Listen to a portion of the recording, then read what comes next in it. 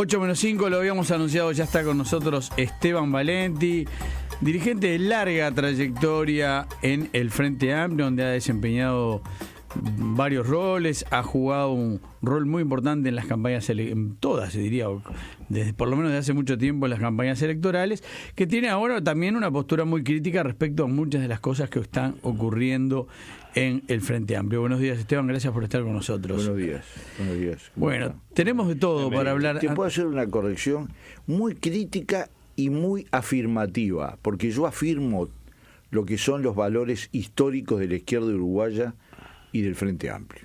¿Se están perdiendo muchos esos valores? Absolutamente, absolutamente. ¿Cuáles, por ejemplo? A ver, la relación con la ética, con la moral. Ustedes no notaron una cosa que es casi... estamos llenos de episodios donde los detalles ocultan la realidad. Se pronunció el Partido Socialista, se pronunció la vertiente artiguista, se pronunció el PDC, se pronunció Orsi, se pronunciaron, bueno, no digo el fiscal... Darío Pérez. El presidente. A ver, ¿no? Ninguno, excepto uno, no, eso separémoslo. Ninguno, excepto Darío Pérez, hizo referencia a ningún nombre, ¿está claro? Y todos se pusieron, y el que le correspondía se puso el sayo. ¿Lo tienen claro? Es decir, nadie mencionó a qué estaba refiriendo cuando hablaba de ética. No. Y sin embargo, el sayo se lo puso uno solo y un solo sector. Ni el fiscal de corte aclaró tampoco. No, el fiscal de corte no lo incluyo en esto porque tiene una responsabilidad institucional, no es del Frente Amplio, no habla por el Frente Amplio. Yo estoy hablando de gente que es del Frente Amplio y que en sucesiva oleada se ha ido pronunciando. También desdiciendo algo que pasó hace tiempo, porque todos votaron en el plenario nacional, algo que tiene su justificación, lo voy a decir, porque uno puede decir, pero ¿cómo votaron? Es que le prometieron que el título iba a venir. Es decir, nadie también, otro detalle que le prometieron, ¿por qué le prometieron que el título iba a venir? Porque lo pidieron, se lo pidieron a Cuba. Como Cuba cambió, porque ya no campea el Departamento de América, capaz, como dijo un medio de prensa uruguayo, que fue el responsable del título, en realidad no lo fue porque era un aparato político responsable de las relaciones con América Latina y con la inteligencia en América Latina, lo digo en el sentido de servicio de inteligencia, ¿no? Eso no existe más en Cuba, y los cubanos no aceptaron incinerar su universidad, que es muy prestigiosa, para cubrir algo que sabían que se iban a transformar en este escándalo. Pero hubo gente que hasta lo vio el título, la senadora Topolansky lo vio. Porque le dijeron, yo le voy a quebrar una lanza por la senadora Topolansky, le dijeron que lo iban a traer. Pero dijo que lo vio. Bueno, está bien, hizo un paso más.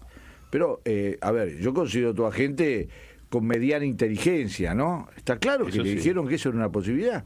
O sea, de lo que usted dice, me parece entender que se pidió que mandaran un título que no existía, a ver si hacían el favor político. Absolutamente. Y le dijeron que no. Ajá. Porque Cuba no es lo mismo que antes, ni va a... ¿Ustedes saben una de las razones por las cuales Obama restableció las relaciones con Cuba? Bueno. Sí. Por el papel de la Brigada Médica Cubana en la lucha contra el ébola. ¿Ah? Uh-huh. Y fue así, con artículos en los principales diarios norteamericanos. Entonces, y porque Cuba tiene que poner en peligro todo eso que conquistaron decenas, centenares de miles de universitarios para dar un título que no existe, porque a esta altura está claro que no existe, ¿no?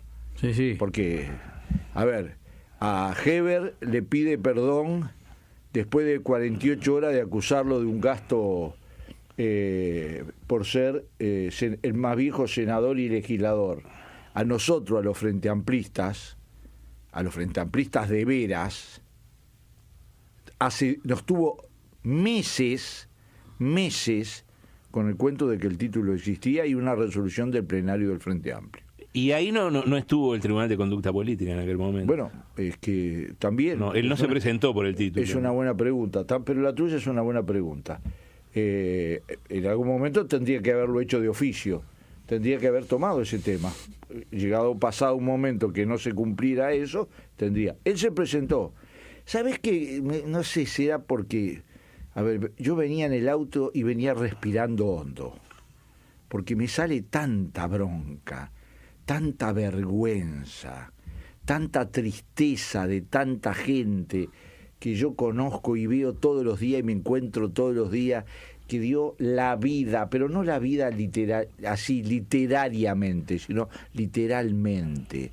Se jugó la libertad, el pellejo, los hijos, absolutamente todo. Miles en este país, por suerte, miles en este país. Y esa gente lo hizo por voluntariado, no lo hizo pasar funcionario, lo hizo porque creía en una causa. ¿Tiene derecho alguien a hacerle pasar lo que nos está haciendo pasar? Y te pregunto, eso de presentarse voluntariamente, ¿no fue una operación política para seguir hundiéndonos un poco más? Te pregunto, si el Tribunal de Conducta resuelve algo y el plenario no lo acepta porque los cálculos políticos por ahora, ¿quién no se pronunció? ¿Quién no se pronunció? El MPP. A pesar de que Orsi, que es lo mejor del MPP, ¿tá? No, incluso como gobernante lo es, se pronunció. Pero el Partido Comunista, que tiene una fuerza, se pronunció. A ver, el Partido Comunista negando su historia. Cada vez más, yo creo que se tendría que cambiar de nombre, porque no tiene nada que ver con la historia del Partido Comunista. Porque esto de decir que son amigos y siempre le abren una cuota a los compañeros, a Jaime Pérez, que lo masacraron, un héroe de la dictadura que lo trataron de lo peor que se lo puede tratar, de traidor, que le abrieron una cuota de compañero. Había sido terriblemente Y además, torturado, ¿no? el FLS. ¿Ustedes leyeron un pronunciamiento del FLS? Fuera de ser uno de sus senadores convocante a una reunión de senadores para tratar y cambiar la posición de Sendik. ¿Ustedes conocen una declaración del Nuevo Espacio? ¿Una declaración de la 738? Orgánicamente no, la hizo el PDC. ¿Ustedes conocen la posición orgánica supuestamente del FLS sobre este tema cuando estamos a esta etapa del proceso? Sabemos que al más alto nivel del Frente Liber Sereñi se es muy crítico con Sendik, pero no se lo ha dicho públicamente. No públicamente. Bueno, ¿no? mira, yo la última vez que lo vi a Danilo Astori, lo vi en la televisión en una entrevista que me dio vergüenza ajena. ¿Por qué? Porque cuando le plantearon el tema de el bullying, y me cuesta decir esto, porque yo con Astori tuve una relación política muy estrecha, más estrecha la tuve con el Partido Comunista verdadero. Pero te quiero decir una cosa, se puso a decir que lo que se estaba diciendo por ahí era una cosa que podía influir sobre la justicia y sobre el TCP. Ese es un insulto a la justicia y al Tribunal de Conducta Política. En este país, me pregunto, ¿qué influye más? ¿Las declaraciones de un presidente, de un grupo político mayoritario, o las declaraciones sueltas de algunos grupos, de algunos dirigentes que ya no soportan más, y de la opinión pública y la prensa? ¿Quién? Entonces, a ver, otra que bullying. El principal, la palabra ya no cabe ni siquiera con un ¿Saben quién fue el principal responsable del acoso que ha sufrido? Él, absolutamente él, Sendik. Él, nadie lo obligó a decir que tenía un título y reafirmarlo y mentirlo y obligar a todo el Frente Amplio a hacer esa resolución vergonzosa que después nadie defendió. Nadie lo obligó a usar una tarjeta de crédito corporativa como la utilizó. Nadie lo obligó a organizar una fiesta de $360 por cada participante, donde además nos tuvimos que soportar una presidenta insolente como Cristina Fernández decirnos que nos había donado y nos había costado $421 millones, construido por una empresa que no sabía absolutamente un rábano de desulfurizadora, porque quien había ganado eso era Repsol, que había montado en España varias, pero como habían roto, nos costó eso, porque los que no vinieron no sabían nada. Y así está la desulfurizadora, que tenía que producir 30 toneladas por día de azufre, que era lo único que venía, porque no se puede aumentar el precio. Claro, de acuerdo a la visión de Sendik, se podía haber aumentado indefinidamente el precio, ¿no? Y haber hundido el país y haberlo llevado a la inflación de 2 dígitos. Porque el modelo no es simplemente un error. El modelo es el modelo venezolano. Es el modelo que como ideología y como programa es el modelo de que la plata puede todo. De que con la plata se puede hacer cualquier cosa. Con la plata de otros. No, con la plata, no importa, eso es un agregado. Es decir, la plata era venezolana. ¿Ustedes creen que podíamos haber llevado a ANCAP a los niveles que se llegó en todos los planos, con todas las empresas menos la distribuidora de combustible perdiendo plata, con todos lo que sucedió, que si se pone en fila es una lista interminable de situaciones injustificables, si no hubiera habido el crédito ese de Venezuela, que supuestamente era para pagar en las calendas griegas y después resultó que lo pagamos adelantado. Bueno, eso será tal tema, vez, ¿no? Esteban, pantano claro, ese. la parte del compromiso, de la postura tibia que asume Uruguay. Vamos a hablar de eso en instantes. Vamos a un corte, seguimos con Esteban Valenti.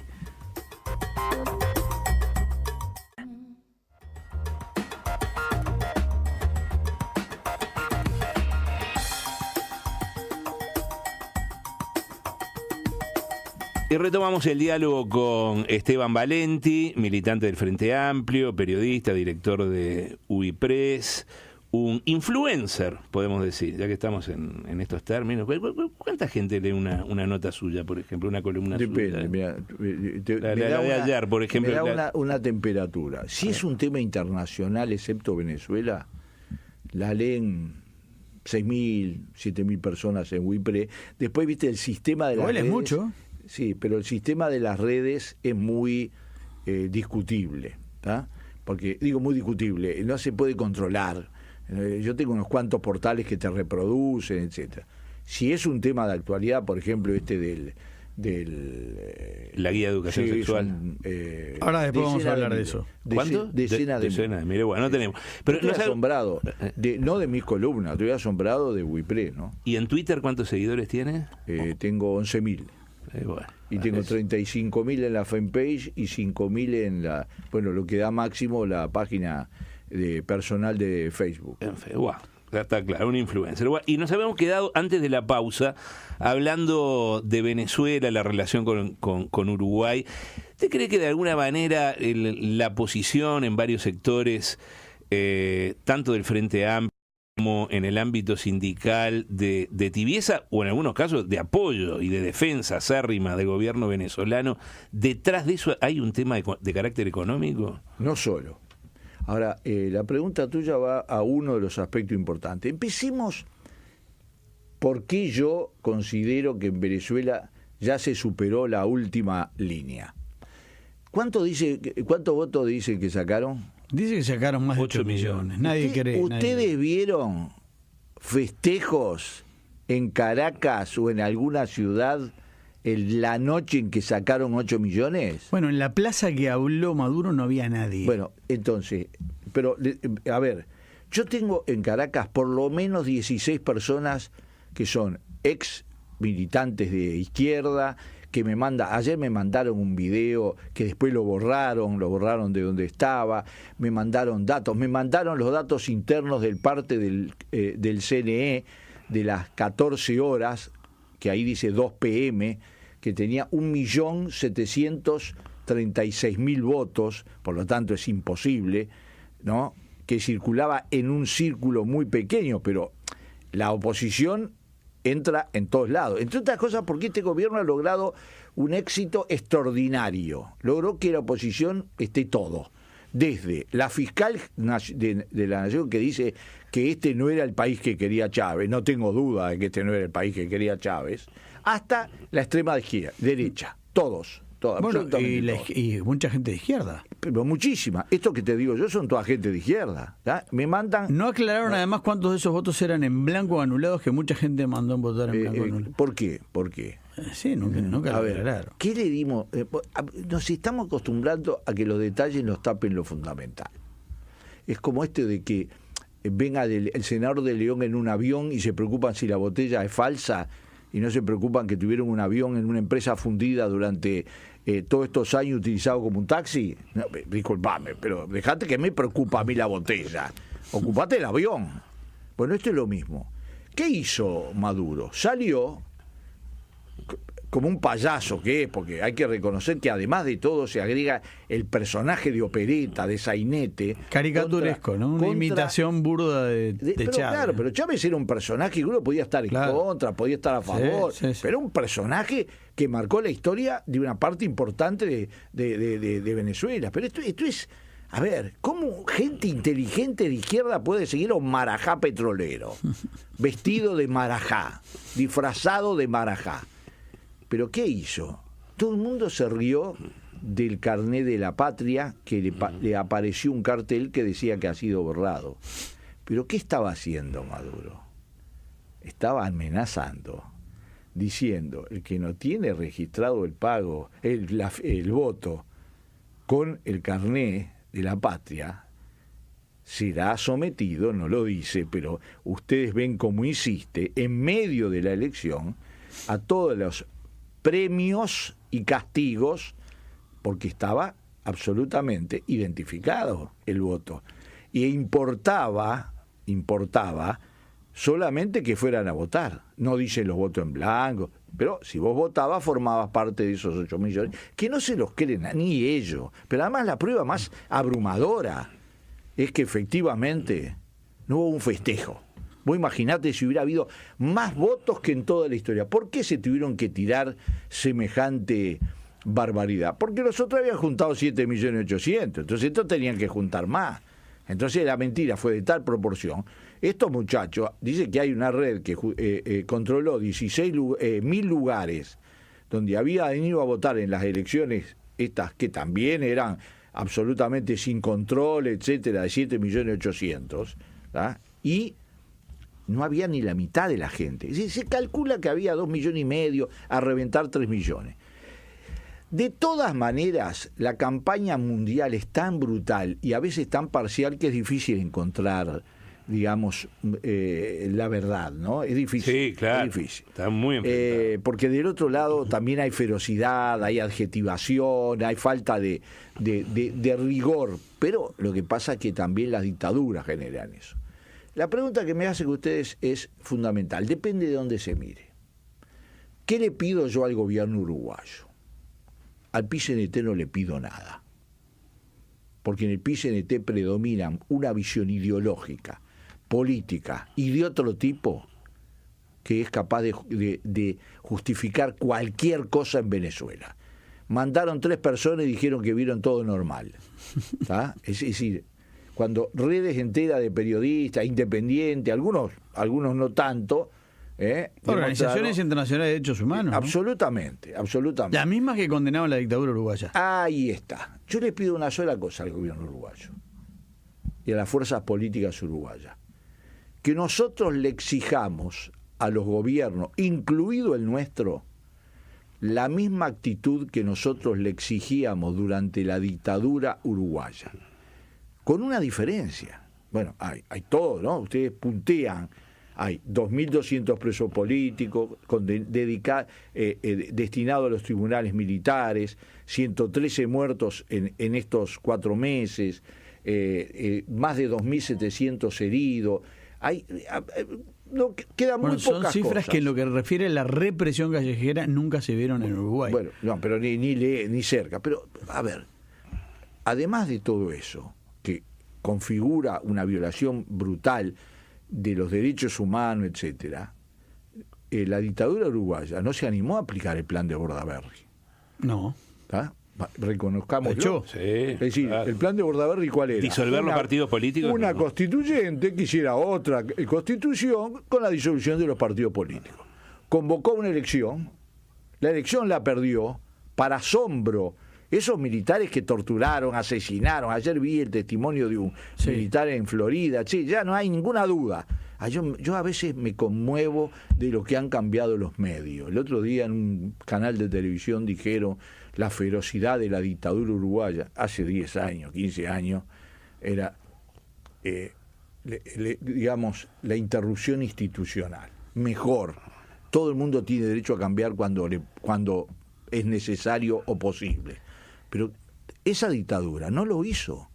En el 80 ganamos el plebiscito la gente, las fuerzas populares, democráticas, etcétera, y lo tuvieron que reconocer. En el 82 también. Y tuvieron que cambiar todo su cronograma, pasar a las elecciones con proscriptos, con todo lo demás. ¿Tá? No le saca ninguna ferocidad a la dictadura. No, por supuesto. Pero no lo hicieron. En el Uruguay no se le puede pedir como le pedimos en esa época. Claro, hay que haber estado en esa época. Hay que haber recorrido muchos lugares, hay que haber exigido muchas cosas. ¿Usted no tiene la impresión de que hoy hay muchos héroes que no estaban en ningún lado? Sí, también puede ser. Yo en eso, como tengo cola de paja, se los voy a confesar. ¿Por qué? Porque yo estuve 6 años exiliado. Yo sé que es durísimo el exilio, que los griegos... Pero yo cuando vine al Uruguay hay una cantidad de cosas. Nunca me vieron hablar en un acto del Partido Comunista y no soy un mal orador. ¿Sabes por qué no lo hacía? Porque tenía un poco de vergüenza. Porque ser jefe comunista había que estar en el medio. Yo no me fui por voluntad propia. A mí me mandó el partido 4 años en la Argentina, que me pasé 4 años de terror, de miedo, siendo responsable de transportes entre la Argentina y el Uruguay. ¿Tá? Pero cada uno siente las cosas como las siente. Ahora te quiero decir, las 3 causas por las cuales hay estas posiciones hoy en el Uruguay son unas ideológicas. Hay gente que si pudiera, diciendo a la uruguaya, aplicaría un modelo similar al modelo que se aplica en Venezuela. El ejemplo, ANCAP en toda su dimensión, incluida la dimensión financiera, económica, moral, inmoral, etcétera, y ALUR. ¿Está claro? Todo se puede arreglar, y ese modelo, que es el modelo que fracasó, porque en Venezuela, hay que preguntar, si usted conoce en la historia de Venezuela, de América Latina, yo digo hasta en el mundo, 114, 113 días de resistencia en la calle de la gente, yo no la conozco. Y con tantos muertos, ¿no? No la conozco. ¿Y sabes por qué lo hace? Porque por la libertad, por la democracia, contra Maduro. Pero ¿sabes también por qué? Porque no tiene nada para perder. La mayoría de esa gente. Ayer mostraban noticieros argentinos vacías. Lo que eran los supermercados. Su vida es un tormento. La gente compra las cosas en bolsitas de 100 gramos. Sí, está pero claro. no solo por desabastecimiento, sino porque el salario mínimo o el salario promedio es una vergüenza. No les da para una comprar, botella no de aceite vale 25% y 100.000 bolívares es el salario. Y las otras dos causas, pero la segunda causa, al dinero, lleguemos al dinero. Ahí está. La segunda causa es por razones políticas, porque sería una derrota de todo lo que han planteado y propuesto, producto de su visión ideológica, absolutamente ilevantable, ¿tá? Ilevantable, porque eso no es izquierda, eso no es socialismo del siglo XXI ni del siglo XIII. Y la tercera, cuyas dimensiones no puedo aquilatar, es por lo primero transformado en plata. ¿Está claro? Es decir, es porque hay cosas que son inexplicables. Y no digo solamente, a ver, ¿alguien puede explicar todo lo que pasó en ANCAP sin los créditos de Venezuela? No se puede lograr. Pero además, ¿alguien me va a tener que explicar por qué le vendíamos de manera camaraderil y de compañeros la bolsa de arroz a $20 la tonelada cuando se la vendíamos a Irán a 10?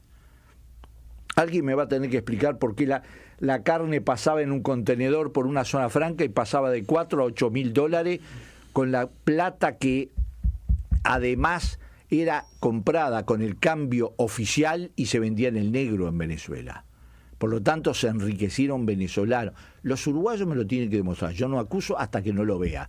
Capaz que estaban haciendo un gesto de altruismo y de defensa comercial de las empresas uruguayas. Bueno, hubo una empresa a la cual se acusa de haber participado intermediado, vinculada al MPP. Eso lo tiene que subir. Yo, sabes que como yo sufrí mucho, porque, a ver, a los que se acuerdan del bullying, se olvidan de que hoy hay un diputado miserable, desconocido, que no sabe ni nadie quién es, que me sigue hablando de los diamantes. Los diamantes de 30 Angola. años después. A ver, yo si hubiera dedicado a los diamantes, estaría trabajando todos los días como trabajo y tengo 69 años. Seguiría viviendo en el mismo apartamento que me gané yo y sin haber pedido en 12 años y 27 Además, mucha gente no un puede saber cargo, de qué se trata, de alguna acusación, de haber enriquecido con diamantes. y además son tan imbéciles que ni siquiera saben lo que es el tema del trabajo. Yo lo estudié para mi novela, Las Viudas Rojas, me puse a investigarlo. Pero no importa. Es decir, acá yo no hablo de corrupción hasta que no se expida la justicia. Después que se expida la justicia y vea el documento, a mí la justicia no es una justicia divina, ¿eh? No es que yo me inclino ante la justicia, ¿está claro? Ahora, que te voy a dar vuelta al planteo. ¿Vos sabés cuántas empresas se beneficiaron de eso y se callan? Porque no es solamente los partidos políticos que pueden o no pueden, eso hay que demostrarlo. En el Uruguay hay unos cuantos que hicieron el agosto con Venezuela, ¿eh? Y que mutis por el foro, que vendieron a precios mucho más altos y que después salieron a gritar y a patalear porque no les pagaban, Entonces, vamos, o que ustedes vieron, detuvieron a los dos principales opositores, por lo menos a Ledesma y a Leopoldo López. ¿Quién los detuvo? Bueno, estaba el SEDIN, entre otros, el Servicio de Inteligencia. Servicio de Inteligencia ¿Cuándo Bolivariana. es la última vez que ustedes dos escucharon la palabra SEBIN? Lo escucharon cuando el exdirector del SEBIN filtró a un portal argentino un email, que después, obviamente, un portal de quinta, se transformó en una noticia de primera en Uruguay. Él se la mandó a la directora presidenta de Bandes, Caracas, sobre la negociación de la deuda de ANCAP y PDVSA. ¿Se acuerdan? ¿Qué tiene que ver el SEBIN con la deuda entre ANCAP y PDVSA? Explícamelo. ¿Qué tiene que ver una financiera paraguaya, considerando que Paraguay es un gran y prestigioso centro mundial de finanzas? ¿Qué tiene que ver? Bueno, todo eso forma... A ver, yo veo algunos que casualmente van a Venezuela a decir que todo funciona bien en el medio de el repudio generalizado en medio planeta, porque son todos malos. Los millones de venezolanos. La última elección que se hizo con voto controlado, la oposición le ganó 60-40, ¿no? Hoy estarías en las encuestas 70-30 con suerte. ¿Quién fue? Y las casas de Umisa. ¿Por qué no nos muestran la foto de una casa de Umisa montada y pagada a millones de dólares en Venezuela? Para la gente pobre, humilde de Venezuela. ¿Por qué no? Hay una foto de una maqueta en la fábrica. ¿Pero sabes por qué no se armó? Una maqueta. ¿Sabes por qué no se armó? Hay una pila de estructura, porque se armó de a pedazos, se produjo de a pedazos. Nunca se hizo una completa. Y eso es la relación entre compañeros que tenemos. Yo les voy a mostrar dos momentos de la historia supuestamente de la izquierda, que también tiene influencia en la creación de ciertas mentalidades. Los cubanos, durante un tiempo, del cual yo no te diría que era absolutamente partidario, porque el Partido Comunista Uruguayo nunca lo fue, al punto que Arismendi fue el único persona que no se paró durante las olas cuando Fidel Castro habló del tema de la lucha armada. Usted se lo acuerdan eso, ¿no? Sí. Bueno, pero transmitían una línea política que fracasó estrepitosamente, que era la línea de las armas. ¿Está? Era la línea de las armas. Sí. Fracasó, absolutamente. Pero tenía una pequeña diferencia. Te tenías que jugar el pellejo. Y el principal promotor, con su vida y su cuero de eso, fue el Che Guevara. Y se murió. Y los que fueron, y los que se levantaron, y bueno, y esa era la línea. Ahora, ¿cuál es la gran línea del siglo XXI? La plata. Y Venezuela transmite la ideología de la plata. A ver, y les voy a dar un ejemplo. Nicaragua. Nicaragua debe ser uno de los gobiernos más corruptos, menos defendidos. No van a encontrar a nadie de la izquierda uruguaya que lo defienda. Acaba de destituir, esto ni siquiera lo saben ustedes, aunque apareció en la prensa nicaragüense e italiano, al hijo de Licio Gelli, bueno, era el embajador fascista. Lo acaba de destituir no sabía. El régimen. El embajador de Nicaragua en Uruguay, el hijo del líder de la PDUE. Que lo pagó a flor de billetes, ¿tá? Lo pagó, lo compró. Con propiedades en Uruguay también. Sí, pero Nicaragua, que designó a este embajador, es gran solidario con Venezuela. Era parte del grupo que iba a negociar con Venezuela. Y Nicaragua lo hace pura y exclusivamente por plata, ¿tá? Como hace todo, como hace designar a un integrante de la P2 como embajador en Uruguay y nos avergüenza a todos. Integrante del hijo del líder histórico. Esteban, no tenemos prácticamente tiempo. Una última reflexión sobre el manual de educación sexual del que has escrito incluso.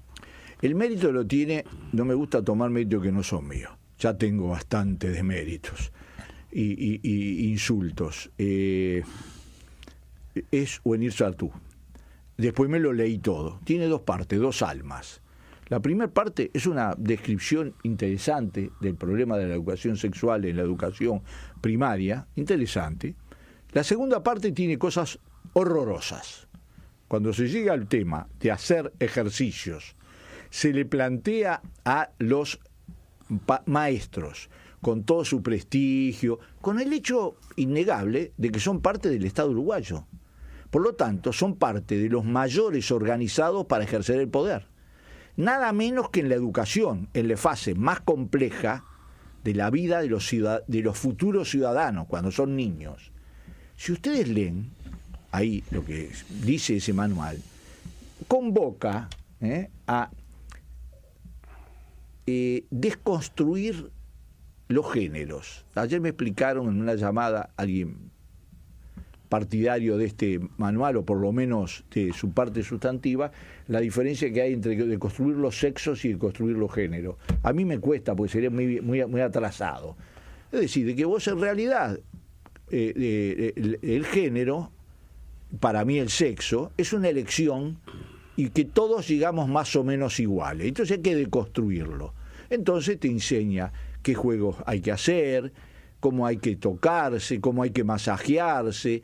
El maestro elige entre quién se masajean, entre hombres y mujeres, qué disfraces no son recomendables, por ejemplo el de superhéroes y el de princesa. Pero a mí, si mi nieta se le ocurre ponerse y se le ocurre, porque yo tengo una nieta que se pone y es un avión, ¿tá? Es un avión, se pone el disfraz de princesa. No hay nadie, ningún funcionario del Estado de ninguna parte del mundo que le pueda plantear que no se puede hacer, que hay que hacer rotar los roles. Pero hay otra cosa que es mucho más importante, que es esos 10 centímetros o 20 que separan a cada ser humano de otro y que es de absoluta, total e indeclinable libertad de cada uno que alguien lo supere. ¿Está claro? No hay nadie que puede decidir, ninguna autoridad que puede decidir que a mi nieto, yo lo digo por los míos. Sí, dale. ¿Está? Después le invito a cualquier padre a que piense en eso. En esta época, además, tan confusa, tan compleja, tan agresiva, yo voy a hacer que una maestra, un maestro, le doy la enorme responsabilidad, organice, porque me explicaron que es organizar ese tipo de ejercicio. A mí me parece una profunda barbaridad, que tiene además una visión, esa de la desconstrucción del género. Bueno, yo soy partidario del Uruguay Friendly, ¿tá? Somos el país más friendly de América Latina. Soy partidario de la educación sexual que hace 10, 11 años se practica, pero no soy partidario de esa idea de que el sexo o el género son una construcción convencional, que todos medios somos lo mismo y que después las convenciones. Con ese mismo criterio es convencional que un portero de 19 años no le puede escribir cartas de amor a una niña de 11 en una escuela como se descubrió ayer. Una barbaridad. Bueno, una barbaridad. pero Actúa la justicia. eso es entonces no pueden, absolutamente, y mucho menos cargarle esa responsabilidad a los maestros, porque de toda la primer parte del manual, que se puede decir que es un aporte que puede, después se pasa a la parte práctica y se está superando todos los límites, una vez más, porque en realidad es la vuelta a la carga de lo que pasó con un manual que fue sacado de circulación. Hace años, porque hace como 6 ¿querés años. escribir un texto sobre Zaraustra? Escribilo. En el Uruguay nadie te lo va a prohibir. Pero no me vengas a decir que los profesores de secundaria y los maestros lo tienen que usar como su referencia. Bien. Muy bien. Esteban Valenti, Toda como para siempre, da para mucho más la conversación. Pero bueno, Mauricio, se acabó el tiempo. Nos están esperando los tertulianos. Sí, ya los veo. Muchas Además, gracias. ustedes saben que yo tengo compromiso con eso. Sí, claro. Hoy es martes. Una historia. No, pero además los lunes está selva. Ahí los tenemos. Ahí Esteban, muchas gracias. Estamos al aire todavía. Estamos al aire. Entró allí. Esteban, bueno, muchas gracias por haber estado con nosotros y nos reencontramos en la próxima. Perfecto.